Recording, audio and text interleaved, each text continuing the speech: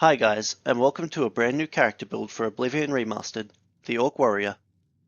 The Orc Warrior is a true follower of the Code of Malakath, charging at his enemies draped in the savage armor of his people, and tearing flesh from bone with a powerful two-handed warhammer. The Orc Warrior carries with him the strength and rage of his people, using it to fuel each and every savage blow that he deals. Coming from a proud and respectable stronghold, the Orc Warrior has trained every day to defend his tribe from any and all threats, and is more than happy for any chance to test himself in battle. He has no use for magic or stealth, as in his eyes these are marks of weakness, and Malakath accepts no weakness. Now for the backstory.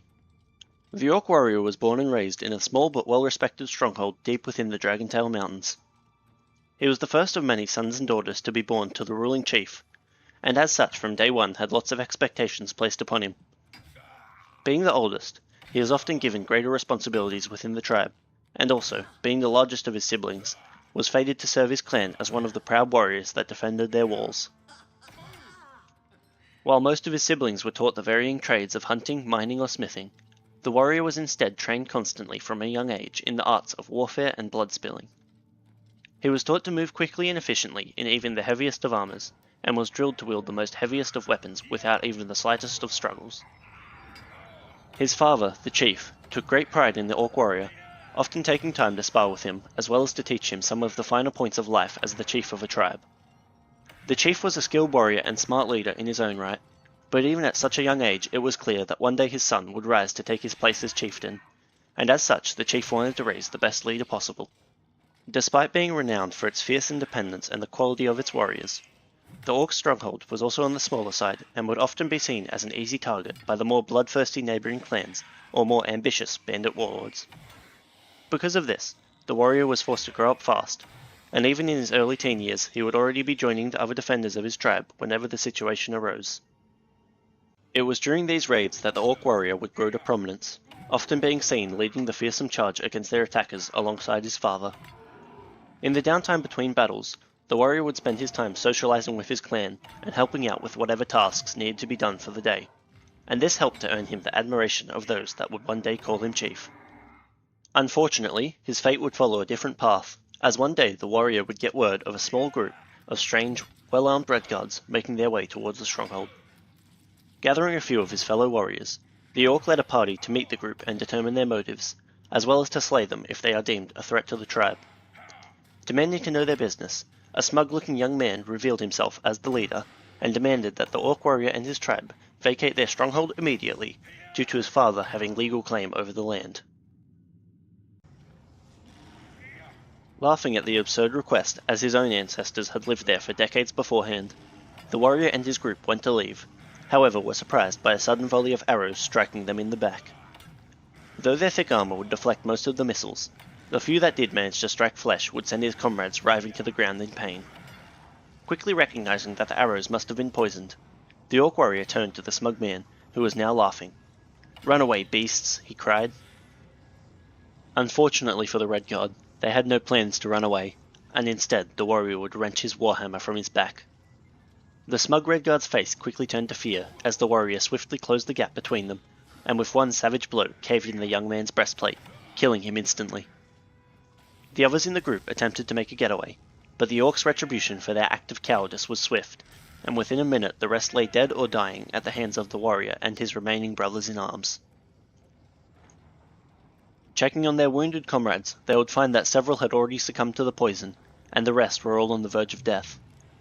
The warrior and his group would carry those still living back to the stronghold, where the wise woman would quickly get to work on tending to their wounds. The chief came rushing out of his longhouse upon hearing the commotion, demanding to know what had happened. The Orc Warrior explained, and the chieftain shook his head, ordering his tribe to prepare themselves for retaliation. Sure enough, the next day a large group of Red Guard soldiers would appear at the gate, led by a red-faced noble in pompous dress. Though the chieftain tried to explain that his people had simply acted in self-defense and that they too had lost people, the Red Guard noble was having none of it, saying that the leader of the group that had been killed was his son, and that he would make the stronghold rue the day that they crossed him.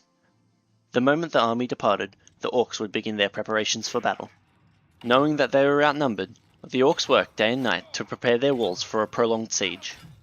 Just as they finished their preparations in the morning, the Redguard army would return, launching an assault against their walls. They managed to repel the first attack with minimal losses, but the Redguards would simply regroup and prepare to launch another wave. Things would continue for 2 days, with each assault getting bolder and bolder, but still, for now the Orcs were able to hold their own.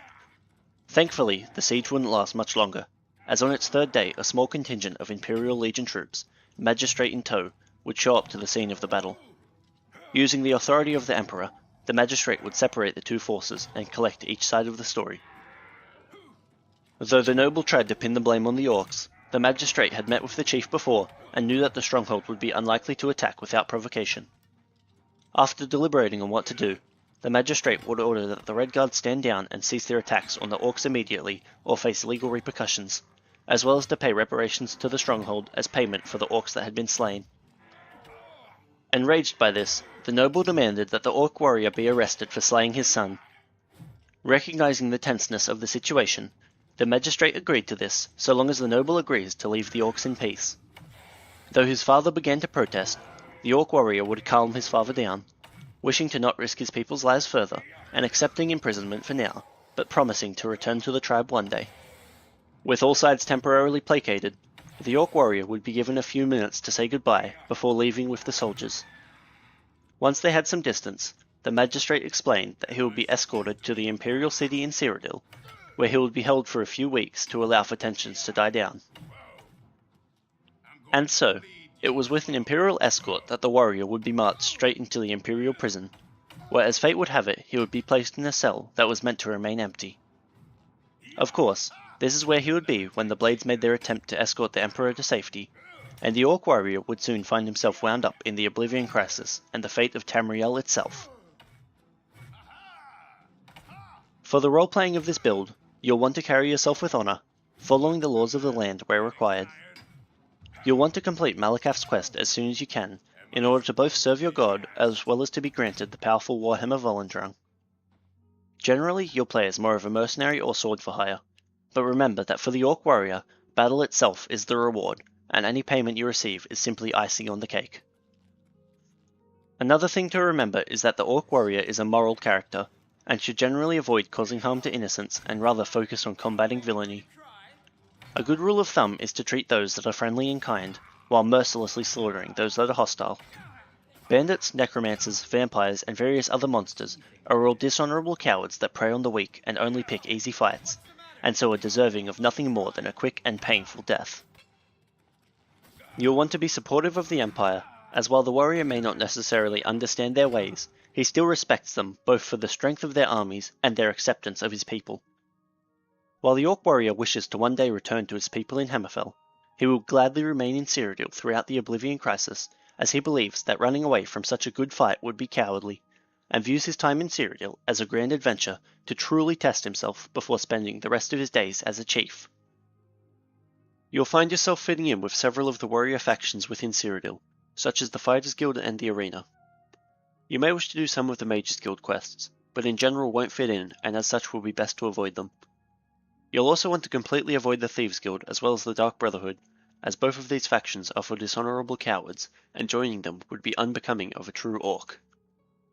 On a last note, you'll want to decline Joffrey's invitation to join the Blades, as the Orc Warrior has no desire to swear himself to the service of the Emperor, and still has plans to return to his homeland and claim his place as chieftain after his time in Cyrodiil is over. For your birth sign you can select either the Warrior sign for a plus 10 to Strength and Endurance, or the Lord sign for a plus 15 armor rating, as well as a 15% magical resistance. Now for the class. When choosing your class, you'll want to make a custom class, which I have named Tribal Orc. You'll want to specialize in combat and to select both Strength and Endurance as your favored attributes. The major skills you want to select are Acrobatics, Armorer, Athletics, Block, Blunt, Heavy Armor, and Speechcraft. Acrobatics will allow you to be more maneuverable in combat. Armorer will allow you to keep your equipment in top shape. Athletics will increase your fatigue recovery and allow you to sprint more. Block will be for minimizing damage. Blunt will be for your main method of attack. Heavy armor will be to maximize the usefulness of your Orcish armor, and finally Speechcraft will be for making people like you. Upon leveling up, you'll want to focus on the attributes that will affect your combat skills the most, and so you'll want to put 5 points into each strength and endurance, as well as 2 points into agility. Once strength and endurance are at 100, you'll want to switch to putting 5 points into wisdom and agility, with the extra 2 going into personality. This will bring your fatigue up to the maximum, as well as slowly start to raise your charismatic skills. The equipment for this build is pretty simple. You'll want to use the strongest heavy armor you can find until you're able to acquire a set of Orcish armor, and for a weapon you'll simply want to use the strongest warhammer you can find. You can always switch to better armor if you so desire, however a full set of Orcish armor is the aesthetic choice for this build. And with that, this build video comes to an end. I hope you enjoyed it, and I plan to make more builds like this in the future. So if you have any ideas or builds that you would like to see in game, then leave a comment in the comment section. Thanks for watching.